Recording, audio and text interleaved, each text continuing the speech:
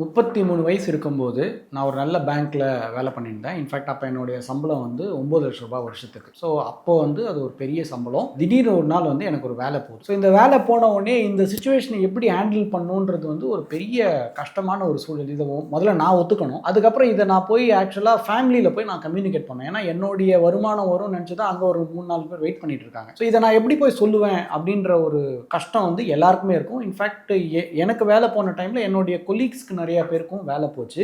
நிறைய பேர் வேலை போன விஷயத்தையே அவங்க வீட்டில் போய் சொல்லலை. ஏன்னா இதை சொன்னா முதல்ல ஃபேமிலி எப்படி ரியாக்ட் பண்ணும், நானே ஒரு மோசமான நிலைமையில் இருக்கேன், ஃபேமிலி ரியாக்ட் ஆகி நான் இன்னும் ஒரு மோசமான நிலைமைக்கு போயிடலாம் அப்படின்ற ஒரு சுச்சுவேஷன் இருக்கும்.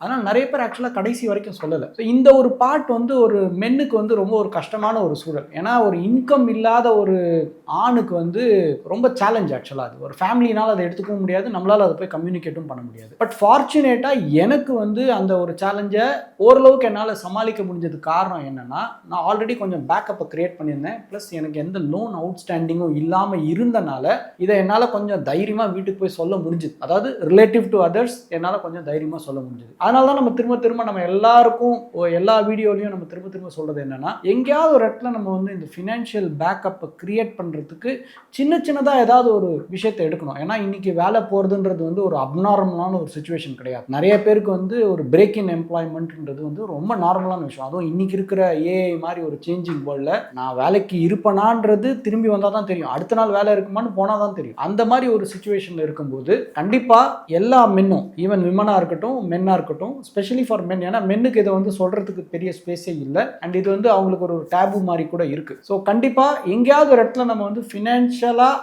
நம்மளை வந்து ஒரு பேக்கப்பை கிரியேட் பண்ணோம்னா, ஒரு சின்ன லெவலில் நம்ம பண்ணோம்னாலே இந்த மாதிரி ஒரு கடுமையான சுச்சுவேஷனை மோஸ்ட்லி நம்ம எல்லாருனாலையும் ரீசனபிளாக மேனேஜ் பண்ண முடியும்.